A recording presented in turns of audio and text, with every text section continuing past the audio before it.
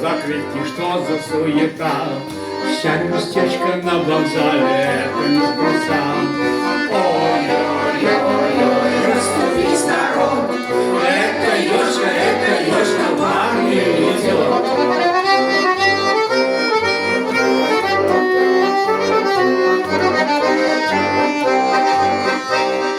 Через час уходит поезд, ровно через час. Будет славным он солдатом, знают все из нас. Ой-ой-ой-ой, ровно через час. Будет славным он солдатом, знают все из нас. Ой-ой-ой, но пошел, парень ДРВ.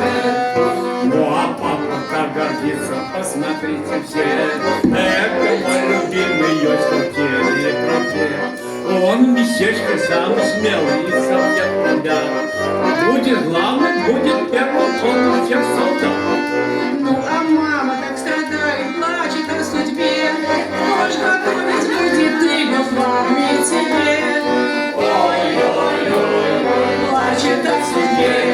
Можешь готовить будет ты, но в армии тебе.